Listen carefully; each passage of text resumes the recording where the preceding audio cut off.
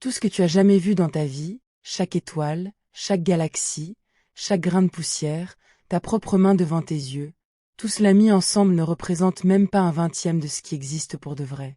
Le reste, l'écrasante majorité de l'univers, ne brille pas, ne réfléchit aucune lumière, ne se laisse voir d'aucune façon.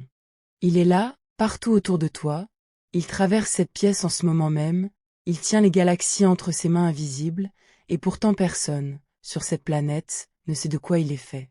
C'est le plus grand secret du cosmos, et cette nuit, je vais te raconter comment on a fini par le débusquer. Car voici l'idée vertigineuse à laquelle tu vas t'habituer au fil de cette histoire. Quand tu lèves les yeux vers le ciel nocturne et que tu vois ces milliers de points lumineux, tu crois contempler l'univers. Tu ne contemples qu'une mince écume à sa surface. Tout ce qui rayonne, toutes les étoiles, tous les soleils des 100 milliards de galaxies, toute la matière dont tu es fait, ne forment qu'une part infime du total. Le gros de l'univers est ailleurs, dans l'ombre, dans l'invisible. Reste avec moi cette nuit, et tu sauras comment des chercheurs, en observant des choses qui n'avaient pas de sens, ont compris qu'il manquait presque tout. Et pourquoi cette énigme tient toujours, un siècle plus tard, sans la moindre réponse certaine. Commence par te représenter ce que les astronomes appellent une galaxie, car c'est là que toute l'histoire prend racine. Imagine un immense tourbillon d'étoiles, des centaines de milliards d'étoiles, rassemblées en une grande roue plate qui tourne sur elle-même dans le vide. Notre propre maison, la Voie lactée, est une galaxie de cette sorte, une spirale lumineuse dont le Soleil n'est qu'une étoile parmi des centaines de milliards d'autres, perdue quelque part dans l'un de ses bras. Ces galaxies sont les grandes cités de l'univers, les îles de lumière séparées par des abîmes de vide, et chacune tourne, majestueuse et lente, accomplissant un tour sur elle-même en des centaines de millions d'années. Tu vis à l'intérieur de l'une de ces roues stellaires, emporté avec ta planète et ton étoile dans sa rotation immense, sans même le ressentir. Il y a, dans cette rotation paisible des galaxies, quelque chose qui apaise et qui émerveille à la fois. Songe que pendant que tu reposes, immobile en apparence, tu es en réalité emporté à une vitesse prodigieuse autour du centre de la Voie lactée. Un voyage si vaste qu'il faut au Soleil des centaines de millions d'années pour en accomplir un seul tour. La dernière fois que le Soleil se trouvait au point du ciel où il est aujourd'hui, les premiers dinosaures apparaissaient à peine la Terre.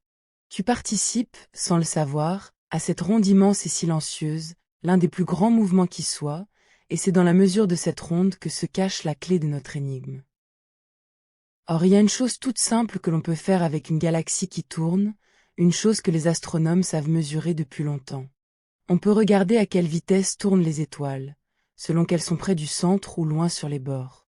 Et cette mesure, en apparence anodine, allait ouvrir la plus grande crise de toute l'astronomie moderne. Pour comprendre pourquoi, il te faut saisir une règle très ancienne, une règle que tu connais sans le savoir, celle qui gouverne tout ce qui tourne autour d'un centre sous l'effet de la gravité. Pense à notre système solaire, qui est l'exemple le plus clair. Le Soleil concentre presque toute la masse, et les planètes tournent autour de lui, retenues par sa gravité. Mercure, tout près, file à une vitesse vertigineuse pour ne pas tomber dans le Soleil. La Terre, plus loin, tourne à une cadence plus tranquille. Et les planètes lointaines, Jupiter, Saturne, Neptune, dérivent avec une lenteur de plus en plus grande à mesure qu'on s'éloigne. C'est une loi profonde de la gravité.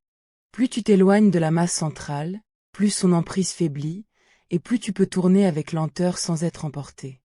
Les planètes lointaines rampent presque, comparées à celles du dedans. Voilà ce que la gravité impose à tout ce qui orbite autour d'un cœur de matière. Et c'est exactement ce que les astronomes s'attendaient à trouver dans les galaxies. Dans une galaxie spirale, la lumière se concentre vers le centre, ce grand renflement brillant où les étoiles s'entassent. Cinquiémer les bords, au contraire, les étoiles se font rares, la lumière s'éteint, la matière semble s'épuiser. Si la masse suit la lumière, comme on le croyait, alors le centre devait jouer le rôle du Soleil, et les étoiles des bords, loin de toute cette masse centrale, devaient tourner avec lenteur, à la manière de planètes lointaines. On s'attendait à voir la vitesse des étoiles chuter à mesure qu'on s'éloignait du cœur. C'était la prédiction. C'était l'évidence. Il ne restait qu'à le vérifier.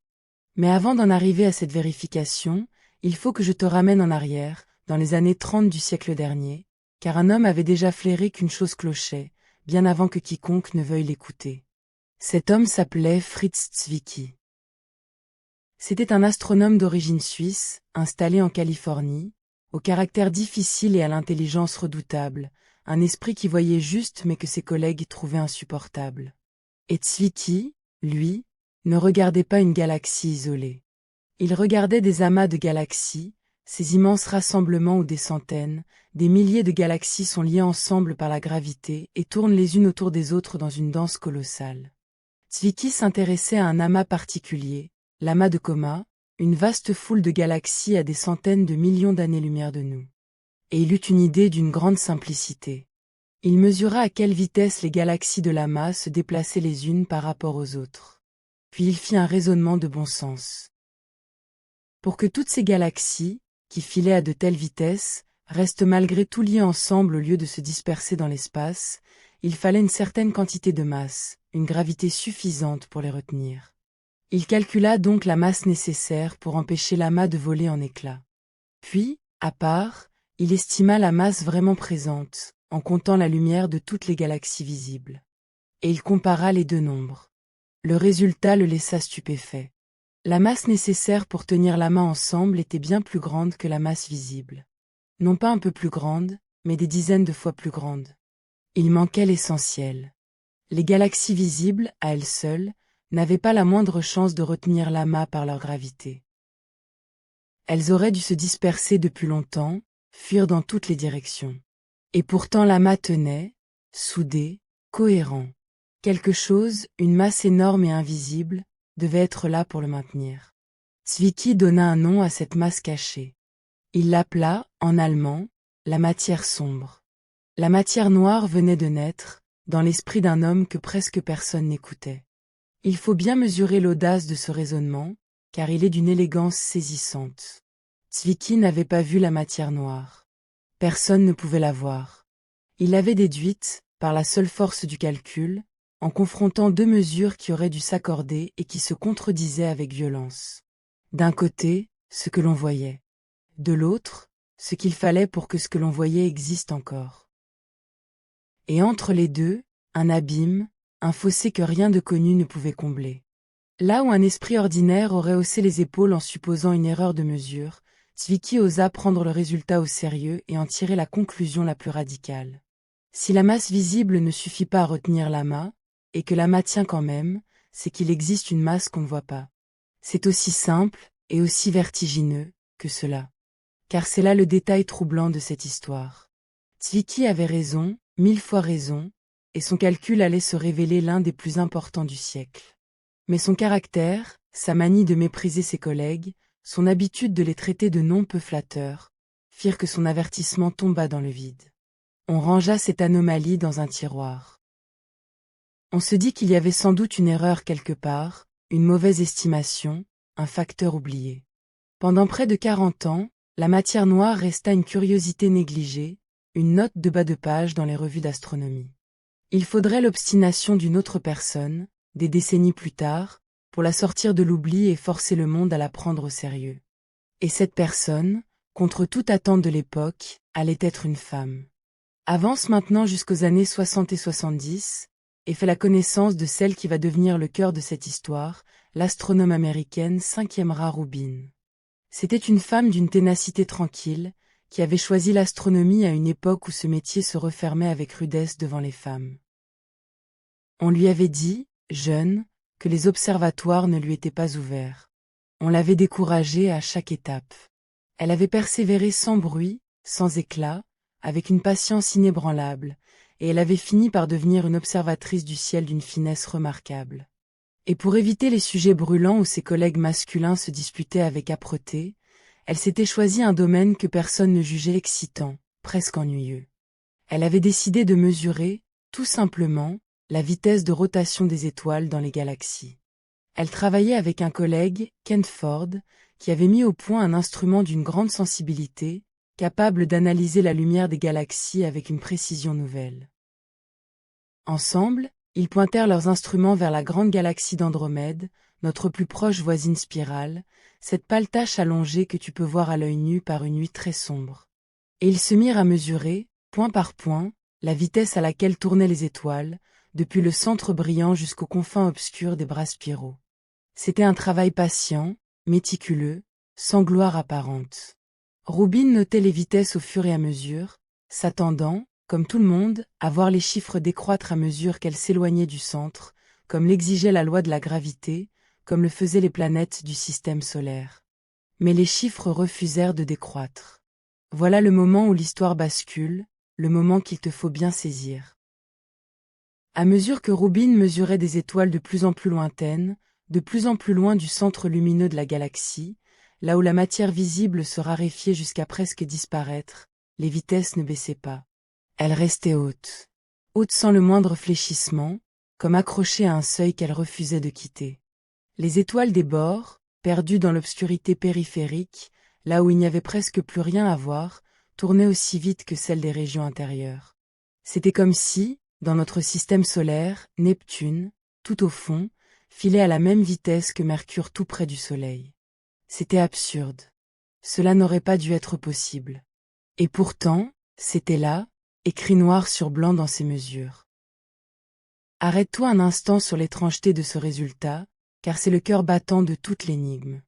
Quand un objet tourne autour d'un centre, sa vitesse est dictée par la quantité de masse située en deçà de son orbite, plus près du centre que lui. Si les étoiles du bord tournent vite, à une vitesse qui défie la raison, c'est qu'il y a, sous leur orbite, beaucoup plus de masse que ce que la lumière laisse voir. Bien plus. Une masse considérable, étalée bien au-delà de la partie brillante de la galaxie, dans ces régions où l'on ne voit presque aucune étoile.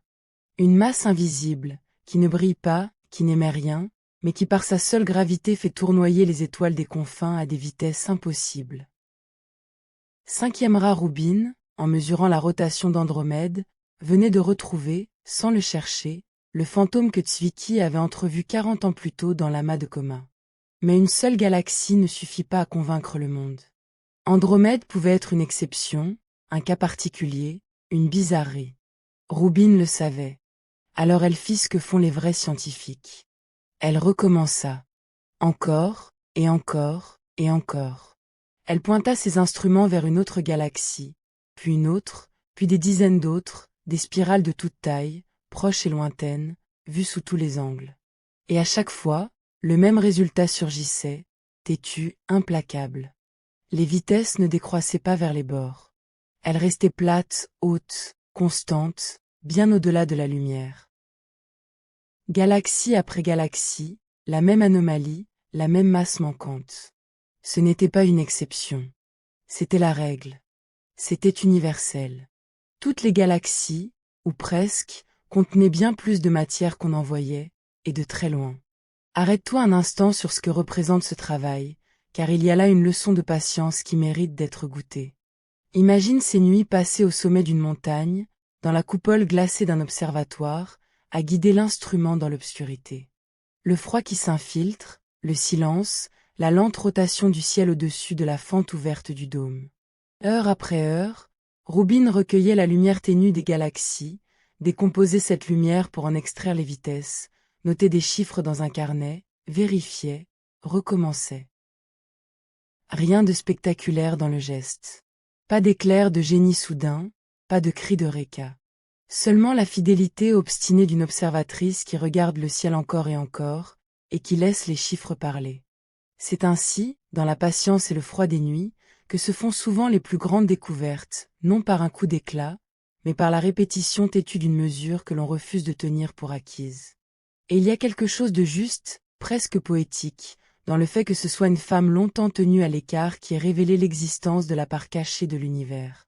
Cinquième rat Rubin avait passé sa vie à observer ce que d'autres ne voulaient pas voir, à persévérer là où on lui disait de renoncer. Et voilà qu'elle mettait au jour la plus grande chose invisible du cosmos, la matière qui se dérobe au regard. Elle n'a jamais reçu le plus grand des prix scientifiques, ce que beaucoup, aujourd'hui, considèrent comme une injustice criante.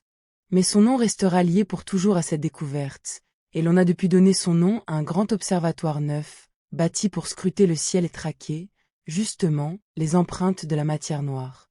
Celle qu'on avait découragée veille désormais, par son nom, sur la chasse au mystère qu'elle a contribué à ouvrir. Voilà ce qui rendit le travail de Rubin si décisif, là où celui de Zwicky avait été négligé. Zwicky avait montré une anomalie dans un amas, un objet exotique, lointain, où 1000 choses pouvaient se cacher. Rubin, elle, montrait la même chose dans des galaxies ordinaires, une à une, des dizaines de fois, avec une régularité que rien ne pouvait expliquer par le hasard ou l'erreur. La preuve s'accumulait, écrasante. Il n'y avait plus moyen de détourner le regard.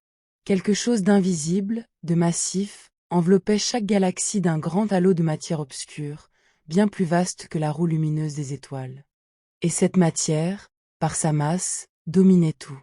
Les étoiles que nous voyons, ces milliards de soleils éclatants, n'étaient que la partie brillante et minoritaire d'une chose bien plus grande, tapie dans le noir. Laisse cette idée se déposer en toi, car elle a de quoi renverser la vision du monde. La galaxie que tu croyais voir, cette belle spirale d'étoiles, n'est que le cœur lumineux d'un objet bien plus vaste et bien plus lourd, un immense nuage de matière invisible dans lequel les étoiles ne sont qu'une décoration scintillante. C'est comme si tu avais cru, toute ta vie, qu'une ville se résumait à ses lumières nocturnes, et que tu découvrais soudain qu'autour de chaque point lumineux s'étend, dans l'obscurité, une ville bien plus grande que tu n'avais jamais soupçonnée. La lumière n'était que la pointe émergée. Le gros était dans l'ombre. Et ce gros, cette matière noire, on ne savait toujours pas ce qu'elle était. On savait seulement qu'elle pesait, qu'elle attirait, qu'elle tenait les galaxies. Mais sa nature même restait un mystère entier. Prends le temps de te représenter à quoi ressemble ce halo invisible qui enveloppe notre propre galaxie, car tu vis à l'intérieur. La Voie lactée, cette grande roue d'étoiles que tu connais, n'est que la partie brillante d'un objet bien plus vaste. Tout autour du disque lumineux, débordant largement au-delà des étoiles les plus extérieures, s'étend une immense sphère de matière noire, un halo presque parfait dans sa rondeur, qui contient bien plus de masse que toutes les étoiles réunies. Le disque d'étoiles flotte au cœur de ce halo comme un mince galet plat au centre d'une grande bulle obscure. Tu ne le vois pas, tu ne le sentiras jamais, mais c'est lui, par sa gravité, qui retient les étoiles des bords et qui empêche notre galaxie de se déliter dans l'espace. Le Soleil, et donc la Terre, et donc toi, est en ce moment même plongé dans ce halo invisible, baigné en lui comme un poisson dans une eau qu'il ne perçoit pas. Et ce halo n'est pas immobile. La matière noire qui le compose tourbillonne avec lenteur autour du centre galactique, dans un grand mouvement diffus, et notre Soleil traverse ce courant dans sa propre course autour de la galaxie. Songe à cela. En cet instant, alors que tu reposes tranquille, la Terre file à travers un vent de matière noire, un flux ténu et fantomatique de particules invisibles qui te traversent sans le moindre choc, sans la moindre sensation, des milliards d'entre elles franchissant ton corps à chaque seconde sans rien laisser. Tu es un voilier qui glisse dans un océan qui ne peut ni voir ni toucher, et pourtant cet océan est bien là, et c'est lui qui tient ensemble le monde où tu navigues. Il y a quelque chose de presque tendre dans cette idée, celle d'une présence si discrète, si douce, qu'elle nous traverse sans jamais nous heurter, tout en nous portant. Maintenant, tu pourrais te poser une objection légitime, et c'est tout à l'honneur des chercheurs qu'ils se la soient posée eux-mêmes. Peut-être, après tout, que cette matière invisible n'est pas si exotique. Peut-être qu'elle est simplement faite de choses ordinaires qui ne brillent pas. Des planètes errantes, des astres éteints, des nuages de gaz froid, des trous noirs, toutes ces choses qui sont bien de la matière comme nous la connaissons, mais qui n'émettent pas de lumière. Après tout, une planète ne brille pas par elle-même. Un caillou dans le noir ne se voit pas. Peut-être que la matière manquante n'était qu'une vaste réserve de matière banale, simplement trop sombre pour qu'on la repère. C'était une hypothèse raisonnable, et il fallait la mettre à l'épreuve. Mais quand on fit le compte, l'hypothèse s'effondra. Car il existe une façon de savoir combien de matière ordinaire l'univers contient au total, et cette façon remonte aux premiers instants du cosmos.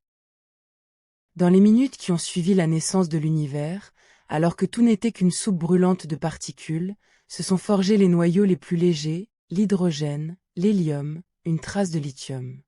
Et la proportion exacte de ces éléments, qu'on peut mesurer aujourd'hui dans le cosmos, dépend de façon très étroite de la quantité de matière ordinaire qui existait alors. Or ce calcul donne une réponse claire. La matière ordinaire, celle dont sont faits les étoiles, les planètes, le gaz et toi-même, ne suffit pas, et de très loin, à expliquer toute la masse manquante. La matière noire ne peut pas être faite de planètes éteintes ou de gaz sombres. Il y en a beaucoup trop. Elle doit être faite d'autre chose, d'une substance tout à fait différente, quelque chose qui n'est pas de la matière comme nous la connaissons. Arrête-toi sur cette bascule, car elle est l'un des tournants de toute la pensée scientifique moderne. Pendant des siècles, on avait cru que le monde était fait d'une seule sorte de matière, celle que l'on touche, que l'on pèse, que l'on voit. Les atomes, les molécules, la chair et la pierre, les étoiles et les planètes, tout cela appartenait à la même famille, bâti des mêmes briques. Et voici qu'il fallait admettre l'existence d'une seconde famille, une matière d'une autre essence, qui coexiste avec la nôtre, l'enveloppe, la traverse, mais ne se mêle jamais à elle autrement que par la gravité. Deux mondes superposés dans le même espace, l'un lumineux et minoritaire, l'autre obscur et dominant, qui se côtoient sans presque se connaître. C'est une idée d'une étrangeté profonde, et pourtant c'est, selon tout ce que nous savons, la réalité même de l'univers où tu vis. Voilà le pas vertigineux que la science dut franchir. La matière noire n'est pas seulement de la matière qu'on n'a pas encore vue. C'est, selon toute vraisemblance, une forme de matière inconnue, faite de particules d'un type que nous n'avons jamais identifié, qui ne sont ni les protons, ni les neutrons, ni les électrons dont tout notre monde est bâti. Une matière qui ignore la lumière, qui ne l'émet pas, ne l'absorbe pas, ne la réfléchit pas, et qui passe à travers la matière ordinaire comme à travers du vide. Elle ne se manifeste que par sa gravité, par le poids qu'elle exerce sur tout le reste. En ce moment même, des flots de cette matière traversent peut-être ton corps, ta chambre, la terre entière, sans laisser la moindre trace, sans que tu en ressentes rien. Un univers invisible nous traverse, et nous ne nous en apercevons pas. Pourtant, jusque-là, toute la preuve reposait sur le mouvement, sur la vitesse des étoiles et des galaxies. On déduisait la masse invisible de la façon dont les choses bougeaient. Et un esprit prudent pouvait encore douter. Et si ce n'était pas une masse cachée, mais plutôt notre compréhension de la gravité qui était fausse? Et si la loi même de l'attraction, à ces échelles immenses, ne marchait pas comme nous le pensions? C'était une objection sérieuse, et il fallait, pour la lever, une preuve d'une toute autre nature. Une preuve qui ne dépende pas du mouvement, mais qui montre la matière noire d'une autre façon, par un autre de ses effets. Et cette preuve, la nature allait nous l'offrir d'une manière sublime, à travers la lumière elle-même, courbée par la masse invisible. Réfléchis un instant à la beauté de cette manière de chercher. Quand une preuve repose sur un seul type d'observation, on peut toujours soupçonner que c'est la méthode elle-même qui se trompe, et non le monde. Mais quand des preuves de nature tout à fait étrangères les unes aux autres convergent vers la même conclusion, alors la certitude grandit, car il faudrait que toutes ces méthodes différentes se trompent exactement de la même façon, ce qui est presque impossible. C'est ainsi que procède la science la plus solide, non par une preuve unique et éclatante, mais par l'accord patient de multiples chemins indépendants. La matière noire allait bientôt recevoir une telle confirmation croisée, venue d'un phénomène qui n'a rien à voir avec la rotation des étoiles, et que je dois maintenant te raconter, car il touche à la lumière elle-même. Pour comprendre ce nouvel indice, il te faut accueillir l'une des idées les plus belles de toute la physique, celle qu'Einstein nous a léguée. La gravité, nous a-t-il appris, n'est pas une force qui tire à distance, comme on le croyait depuis Newton. La gravité est une courbure de l'espace lui-même. Toute masse déforme l'espace autour d'elle, le creuse, lui donne du relief, comme une boule lourde posée sur une toile tendue y creuse un puits. Et tout ce qui passe à proximité, y compris la lumière, suit cette courbure, dévie de sa trajectoire, comme une bille roulant près du puits voit son chemin infléchi. La lumière elle-même, le plus droit des voyageurs, se courbe quand elle frôle une grande masse. Ce n'est pas une spéculation. On l'a vérifié, dès le début du siècle dernier, en observant comment la lumière des étoiles se déviait en passant près du Soleil. Or songe à ce que cela implique à l'échelle des galaxies. Quand la lumière d'une galaxie très lointaine voyage vers nous à travers le cosmos, il arrive qu'elle passe près d'une autre galaxie, ou d'un amas de galaxies, situées entre elle et nous. Et cette masse intermédiaire, comme une lentille, courbe la lumière qui la frôle, la dévie, la concentre. Le résultat est un phénomène d'une beauté saisissante. La galaxie lointaine, vue depuis la Terre, apparaît déformée, étirée en arcs lumineux, parfois démultipliée en plusieurs images, parfois étalée en un anneau presque parfait autour de la masse qui fait lentille. On nomme cela une lentille gravitationnelle, et c'est l'un des spectacles les plus extraordinaires que le ciel nous offre. La masse courbe l'espace courbe la lumière, et la lumière nous trahit la présence de la masse. Et voici ce qui change tout. En mesurant avec soin combien la lumière est déviée, on peut calculer la masse de l'objet qui fait lentille, de la même façon qu'on devinerait la profondeur d'un creux en regardant comment une bille dévie. Et quand les astronomes appliquèrent cette méthode aux amas de galaxies, ils retrouvèrent exactement ce que Rubin et Zwicky avaient annoncé. La masse qui courbe la lumière est bien plus grande que la masse visible. Beaucoup plus grande. La lumière des galaxies lointaines est déviée bien davantage que ne pourraient le faire les seules galaxies que l'on voit dans l'amas. Quelque chose d'invisible et de massif est là, qui plie l'espace, qui courbe les rayons venus du fond du cosmos. Et cette preuve-là ne dépend pas du tout du mouvement des étoiles. Elle est indépendante. Elle confirme, par un chemin tout autre, que la matière noire existe bel et bien. Laisse-toi émerveiller un instant par ce phénomène, car il a une grâce particulière. Songe que la lumière partie d'une galaxie il y a des milliards d'années, ayant traversé des étendues de vide que l'esprit ne peut concevoir, se trouve déviée sur son chemin par une masse invisible, et nous parvient enfin, courbée, étirée, parfois dédoublée. Quand les astronomes contemplent ces grands arcs lumineux qui entourent un amas de galaxies, ces filaments de lumière incurvés comme par une loupe géante, ils ne voient pas seulement une beauté. Ils voient la preuve directe, gravée dans la lumière elle-même, qu'une masse colossale et invisible se tient là, à courber l'espace. La matière noire ne se montre pas, mais elle laisse son empreinte sur tout ce qui passe à proximité, comme un corps invisible qui déformerait l'eau autour de lui et trahirait ainsi sa présence. Le ciel devient alors un grand instrument d'optique, façonné par l'invisible, et qui nous le révèle. Il y a même un cas, célèbre parmi les astronomes, où la matière noire s'est en quelque sorte trahie d'une manière spectaculaire. C'est la rencontre de deux grands amas de galaxies qui se sont traversés l'un l'autre, dans une collision cosmique étalée sur des millions d'années.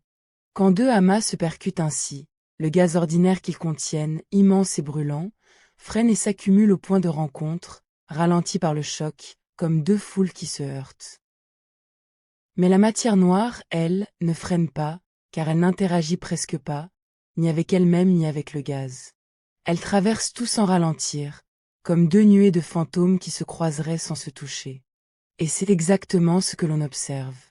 En cartographiant la masse par l'effet de lentille, on découvre que l'essentiel de la masse a continué tout droit, en avant des deux côtés, séparé du gaz visible resté coincé au milieu.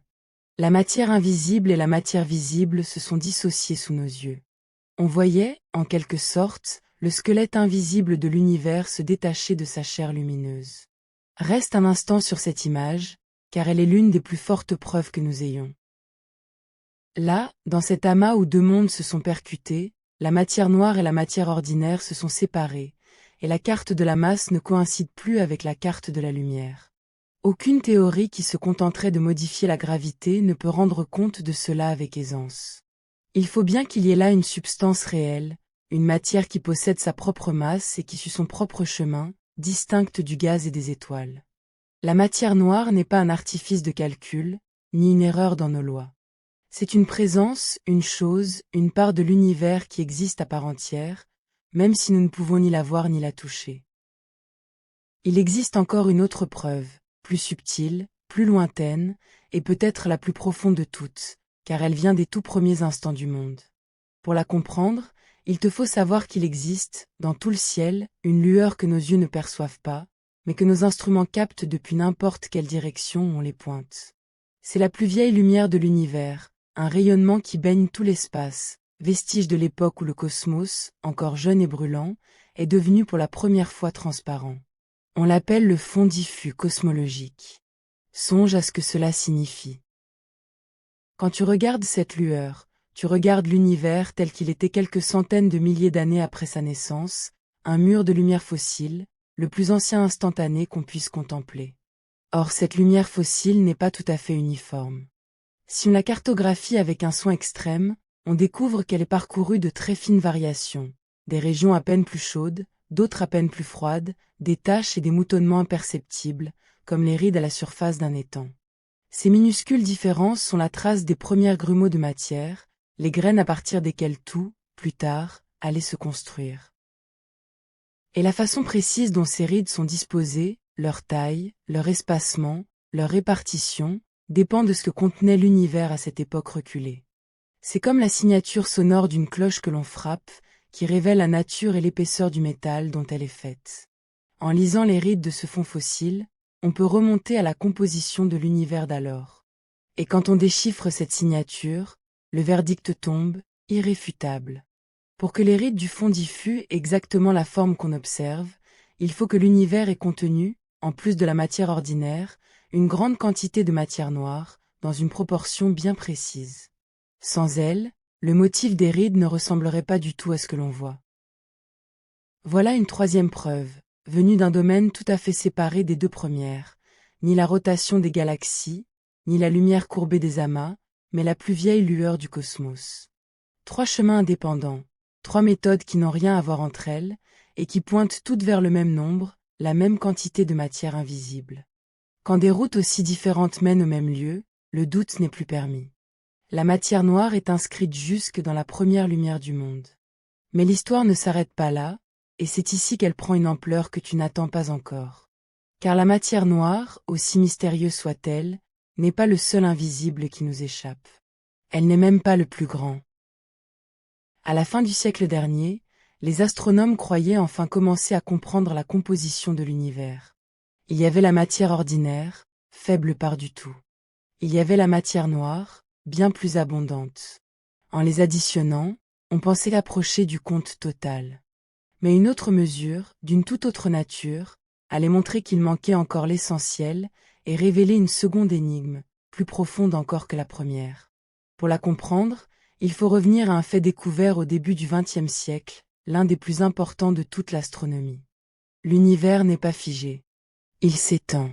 Les galaxies s'éloignent les unes des autres, non pas en se déplaçant dans l'espace, mais parce que l'espace lui-même, entre elles, ne cesse de grandir. Imagine un gâteau au raisin qui lève au four. Chaque raisin s'éloigne de tous les autres, non parce qu'il bouge, mais parce que la pâte entregonfle. L'univers est ainsi. Il enfle, et toutes les galaxies dérivent les unes loin des autres, portées par cette dilatation de l'espace. C'est une découverte qui a bouleversé notre vision du cosmos, et qui menait à une conclusion d'une grande logique. Prends bien la mesure de cette découverte, car elle est de celles qui changent à jamais la place de l'homme dans le monde. Pendant tout le temps de l'histoire humaine, on avait cru le ciel immuable, les étoiles fixées pour l'éternité sur une voûte sans âge. Et voilà que l'on apprenait que le cosmos tout entier a une histoire, un commencement, un mouvement.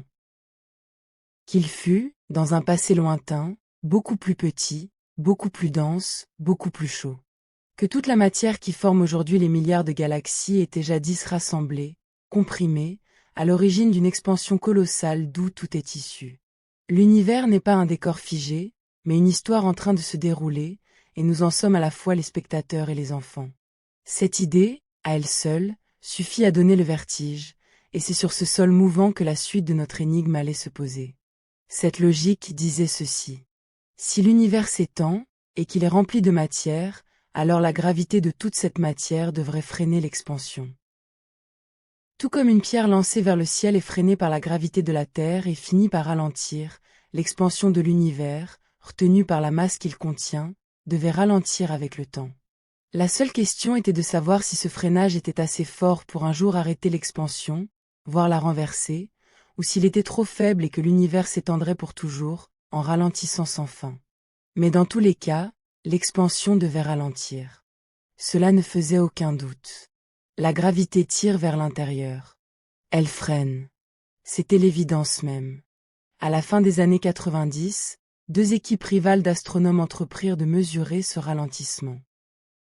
Pour cela, ils observèrent des étoiles en explosion très lointaines, d'un type particulier qu'on appelle les supernovas, et qui ont la précieuse propriété de briller toutes avec à peu près le même éclat véritable. Il faut arrêter un instant sur la beauté de cette idée, car elle est ingénieuse. Quand une étoile d'une certaine sorte arrive au terme de sa vie et explose, elle le fait toujours selon le même scénario, et libère donc toujours à peu près la même quantité de lumière. Ces explosions sont comme des phares identiques disséminés à travers tout l'univers, des balises dont on connaît la puissance véritable. Une balise qui paraît faible est à coup sûr lointaine. Une balise qui paraît vive est à coup sûr proche. En comparant ce que l'on voit à ce que l'on sait, on mesure la distance avec une précision inégalée, jusqu'aux confins du cosmos visible. En comparant leur éclat apparent à cet éclat connu, on peut mesurer leur distance, et en analysant leur lumière, on peut mesurer à quelle vitesse elles s'éloignent. En observant des supernovas de plus en plus lointaines, donc de plus en plus anciennes, les chercheurs espéraient voir directement comment le rythme de l'expansion avait changé au cours du temps, et mesurer ce fameux ralentissement attendu. Imagine la scène dans ces deux laboratoires rivaux, à des milliers de kilomètres l'un de l'autre. Des chercheurs penchés sur leurs données, refaisant les calculs, traquant la moindre faille, persuadés d'avoir commis quelque part une bévue. Car le résultat qui s'imposait à eux était si contraire à toute attente qu'aucun esprit raisonnable ne pouvait l'accueillir sans résistance. Ils vérifièrent, recommencèrent, cherchèrent l'erreur partout. Et l'erreur n'était nulle part. Le ciel, par la voix de ces étoiles explosées, disait une chose impossible, et il la disait des deux côtés à la fois, dans les deux équipes indépendantes. Il fallut bien, à la fin, se rendre à l'évidence et accepter de réécrire le destin de l'univers. Ce qu'ils trouvèrent les laissa incrédules, au point qu'ils crurent d'abord à une erreur. L'expansion de l'univers ne ralentissait pas. Elle accélérait. Les galaxies lointaines s'éloignaient de plus en plus vite, comme si une force mystérieuse, au lieu de freiner l'expansion, la poussait toujours davantage. C'était l'inverse exact de ce que toute la physique prédisait. C'était comme lancer une pierre vers le ciel et la voir, au lieu de retomber, monter de plus en plus vite vers les étoiles. Les deux équipes, qui travaillaient pourtant chacune de son côté et se faisaient concurrence, aboutirent au même résultat ahurissant. Il n'y avait pas d'erreur. L'univers accélérait son expansion. Quelque chose le poussait à se dilater toujours plus vite, et ce quelque chose, on ne savait absolument pas ce que c'était. À cette force inconnue, à cette poussée qui gonfle l'univers et défie la gravité, on donna un nom, faute de mieux, un nom qui avoue notre ignorance autant qu'il la masque. On l'appela l'énergie noire. Comprends bien ce que ce nom enveloppe. Ce n'est pas de la matière, même invisible. C'est une forme d'énergie qui semble emplir le vide lui-même, présente dans chaque recoin de l'espace, et qui possède une étrange propriété, celle de pousser, de repousser, de dilater l'espace au lieu de l'attirer. Plus l'univers s'étend, plus il y a d'espace, et donc plus il y a de cette énergie, et donc plus la poussée s'amplifie. C'est un emballement, une dilatation qui se nourrit d'elle-même. L'énergie noire est en train de prendre, sans hâte, le contrôle du destin de l'univers entier. Et voici maintenant le chiffre qui donne le vertige, celui par lequel j'ai commencé cette histoire et que tu peux à présent comprendre tout à fait. Quand on fait le grand inventaire de tout ce qui compose l'univers, voici ce que l'on trouve. La matière ordinaire, celle dont sont faits les étoiles, les planètes, le gaz, et toi, et moi, et tout ce que nous avons jamais vu ou touché, ne représente qu'environ 5% du total. La matière noire, invisible et mystérieuse, en représente près de 27%. Et tout le reste, plus des 2/3 de l'univers, environ 68%, est cette énergie noire dont nous ne savons à peu près rien. Fais le compte. La part du cosmos que nous comprenons, que nous pouvons voir et étudier directement, ne dépasse pas un 20e du tout. Le reste, l'écrasante majorité, nous échappe. Nous vivons dans un univers dont nous ne connaissons que l'écume. Laisse ce vertige t'envahir un instant, sans crainte, car il a quelque chose de grandiose. Pendant des millénaires, les hommes ont cru que ce qu'ils voyaient était le monde. Les étoiles, le soleil, la lune, la terre sous leurs pieds. Puis on a compris que les étoiles étaient des soleils, que notre galaxie n'était qu'une parmi des milliards, que notre place dans le cosmos était bien plus modeste qu'on ne l'avait cru. Et voici qu'au terme de ce long chemin d'humilité, on découvre que même la matière dont nous sommes faits, même tout ce que nos yeux et nos instruments peuvent percevoir, n'est qu'une fraction dérisoire de ce qui existe. Nous sommes faits de la part rare, de la part minoritaire, de la mince écume lumineuse à la surface d'un océan d'invisible. Et pourtant, c'est nous, faits de cette part infime, qui avons découvert tout le reste. Tu pourrais penser que tout cela n'est qu'abstraction, que la matière noire est une affaire lointaine sans rapport avec ton existence. Mais c'est tout le contraire. Sans la matière noire, tu ne serais pas là cette nuit pour l'écouter. Reviens au premier temps de l'univers, peu après sa naissance. La matière ordinaire, à elle seule, était répartie de façon presque parfaite et uniforme, lisse, à peine ridée. Elle n'avait pas, par sa seule gravité, le temps de se rassembler assez vite pour former des galaxies avant que l'expansion ne disperse tout. Il fallait un échafaudage, une trame invisible déjà en place, des concentrations de masse vers lesquelles la matière ordinaire pourrait tomber et s'agglomérer. Et cet échafaudage, c'est la matière noire qui l'a fourni. Représente-toi cette grande architecture cachée. Dans les premiers âges du cosmos, la matière noire, insensible au rayonnement qui agitait alors la matière ordinaire, a pu commencer à s'effondrer sur elle-même bien plus tôt, formant un vaste réseau de filaments et de nœuds, une immense toile d'araignée tendue à travers tout l'univers. On l'appelle la toile cosmique, et c'est l'une des structures les plus vastes qui soient.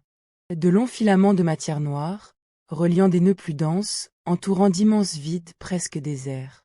Et c'est le long de ces filaments, dans ces nœuds invisibles, que la matière ordinaire est venue se rassembler, attirée par la gravité de la trame noire, pour y allumer les premières étoiles et bâtir les premières galaxies.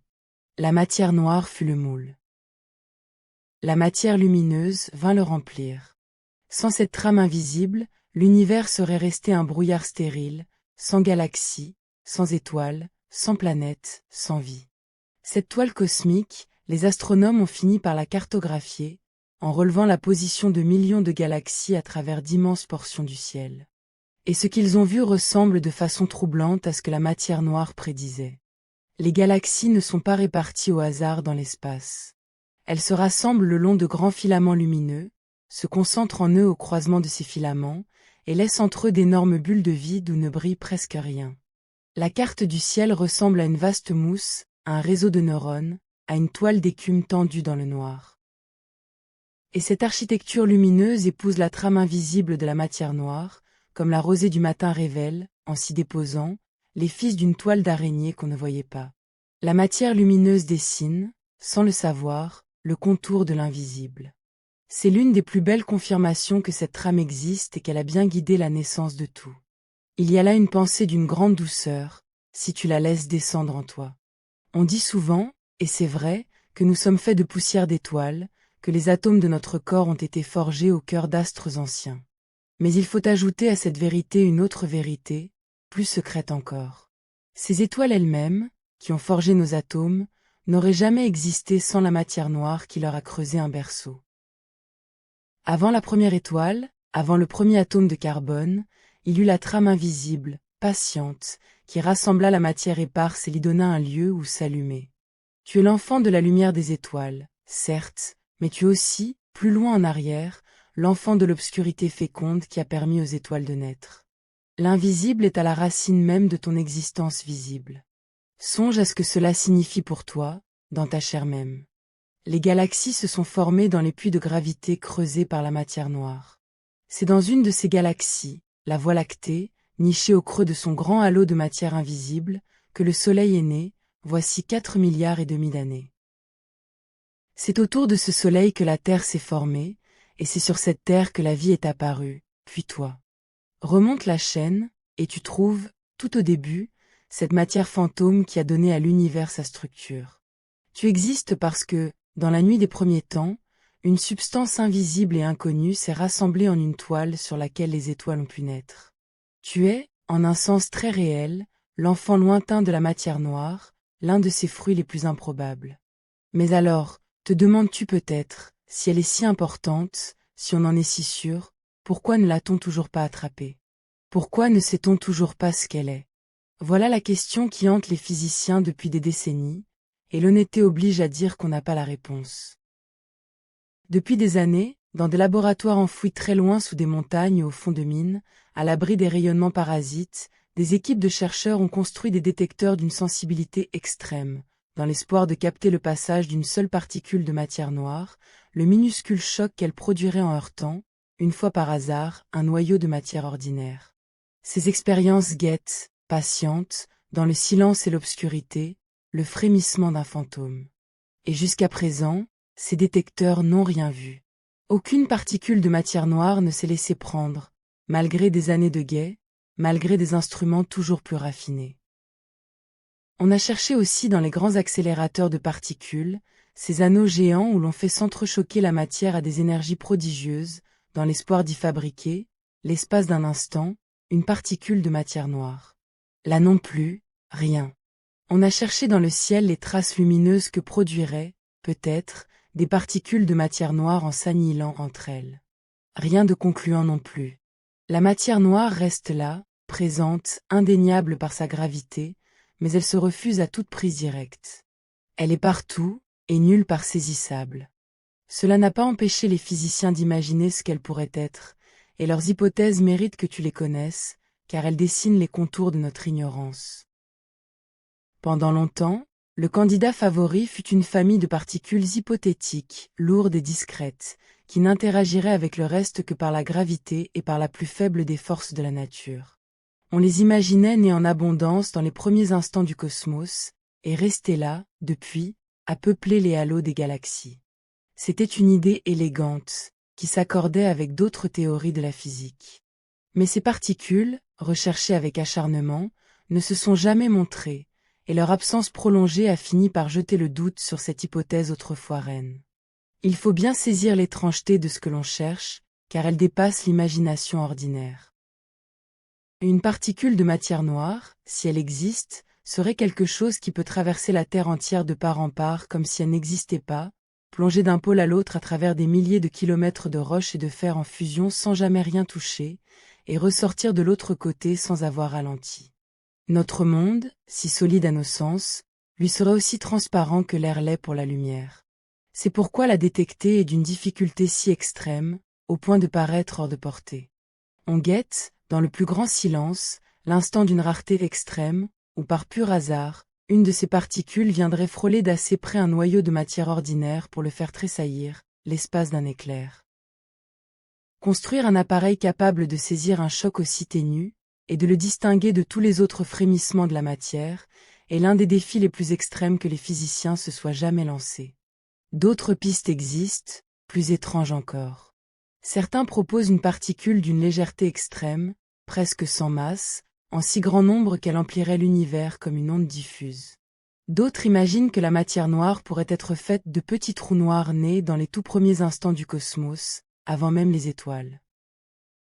D'autres encore, plus audacieux, se demandent si nous ne nous trompons pas du tout au tout, si la matière noire n'existe pas vraiment et si c'est notre théorie de la gravité qu'il faudrait corriger, malgré la difficulté qu'ont ces théories à rendre compte de tout ce que l'on observe.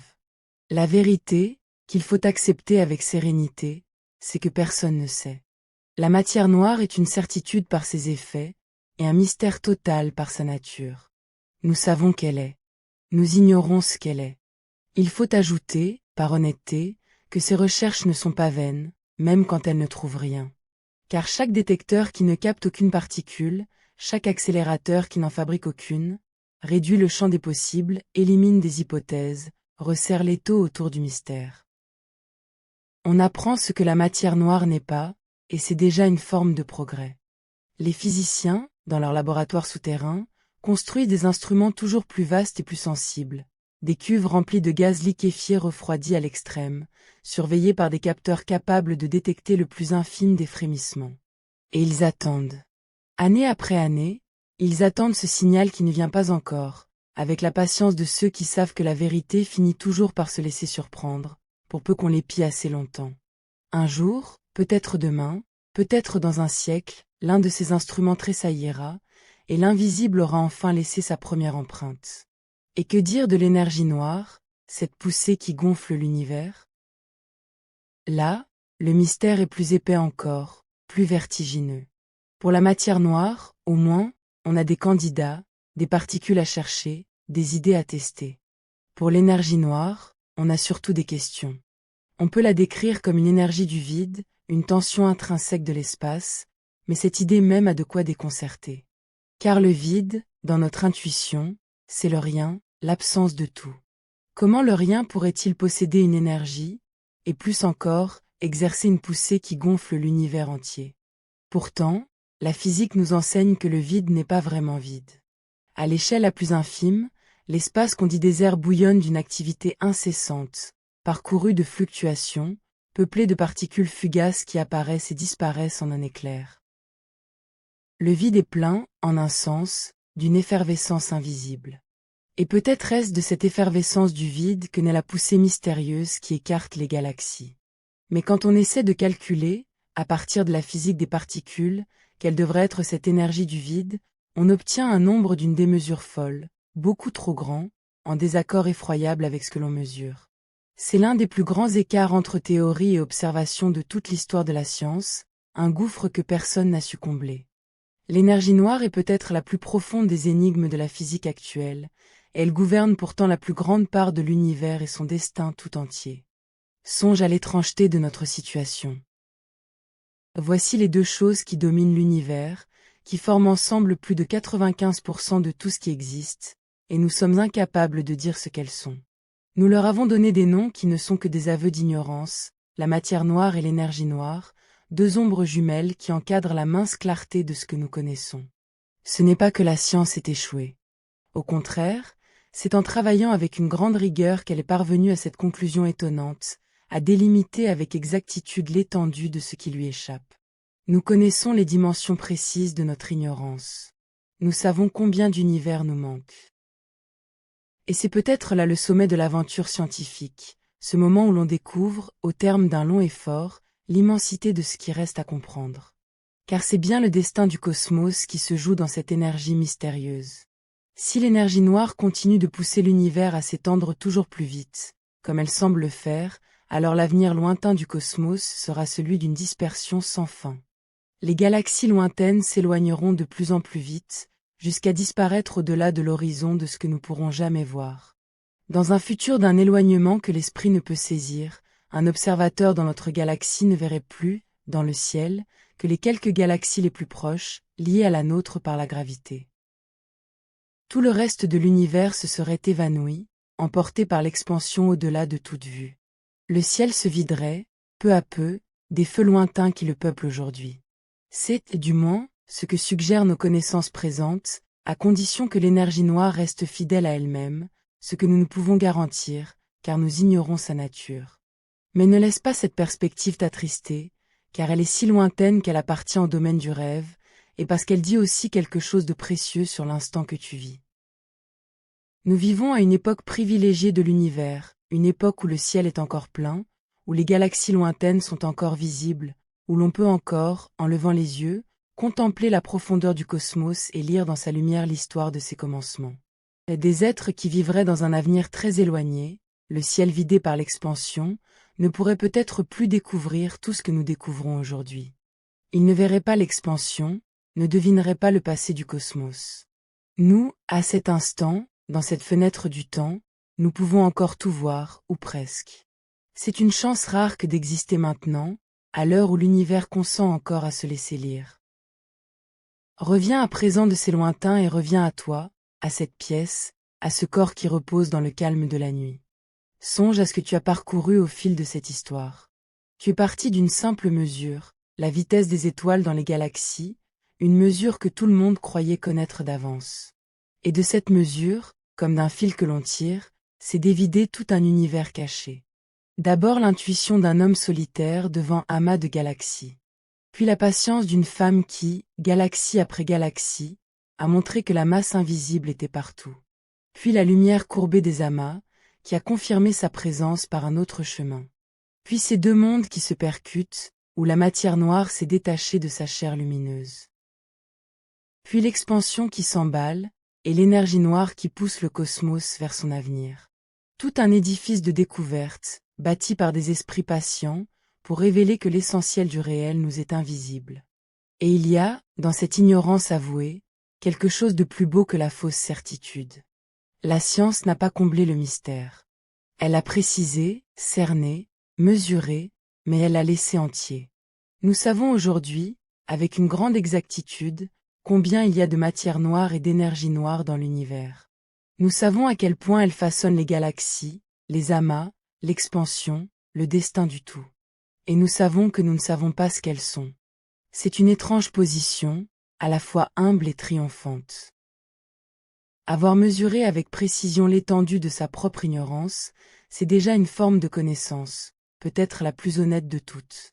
Quelque part, en ce moment, dans un laboratoire enfoui ou devant un télescope braqué sur le ciel, quelqu'un cherche encore la pièce manquante. Et un jour, peut-être, l'invisible se laissera enfin nommer. Laisse cette pensée se déposer en toi, dans la tiédeur de cette nuit.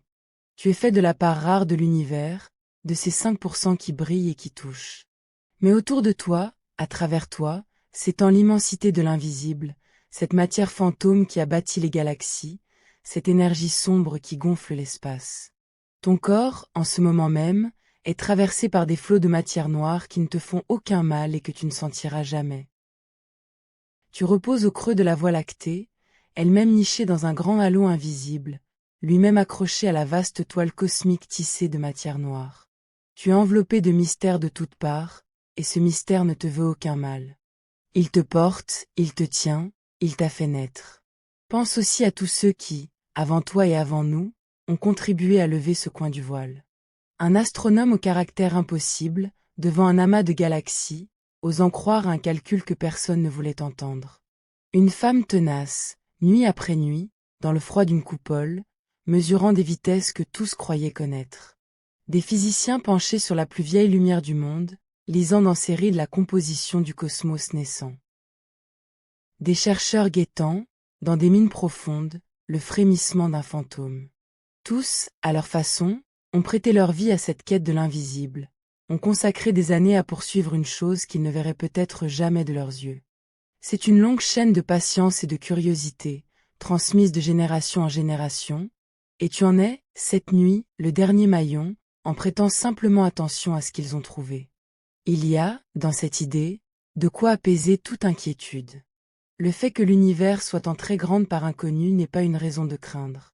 C'est, au contraire, le signe que le monde est plus vaste, plus riche, plus profond que tout ce que nous en savons, et qu'il reste, devant nous, des étendues entières à explorer.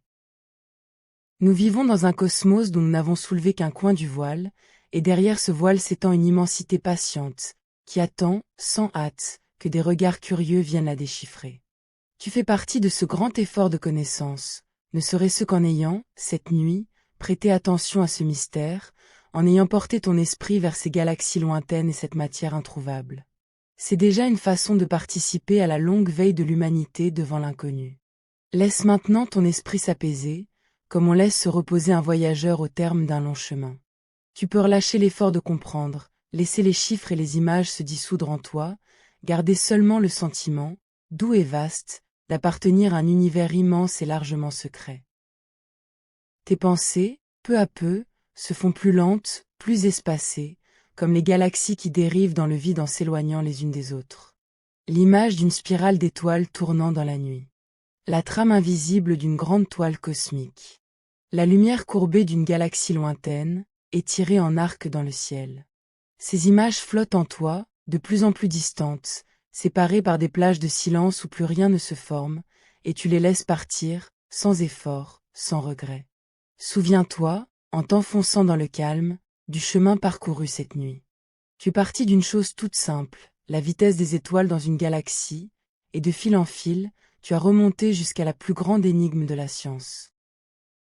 Tu as appris que les galaxies sont enveloppées d'une matière qu'on ne voit pas, que la lumière des amas trahit une masse cachée, que la plus vieille lueur du monde emporte la marque, et que l'univers entier accélère sa course sous l'effet d'une énergie sans nom.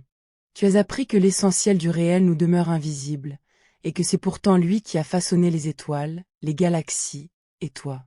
Tu as appris, enfin, que ne pas savoir n'est pas un échec, mais une porte ouverte, le signe d'un monde plus vaste que nos certitudes. Ton corps repose, lourd et tranquille, au creux de cette nuit qui t'enveloppe.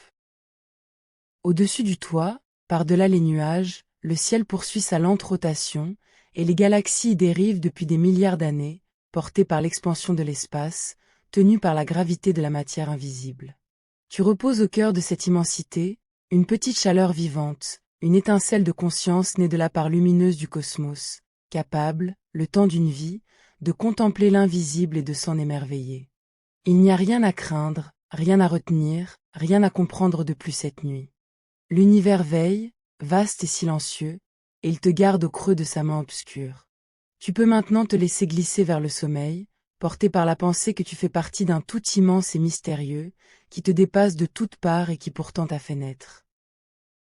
La matière noire tisse sa toile dans la nuit du cosmos, l'énergie noire gonfle sans bruit l'espace, et toi, tout petit et tout vivant, tu reposes en paix au milieu de cette danse silencieuse des choses invisibles. Et maintenant, tu peux dormir. Bonne nuit.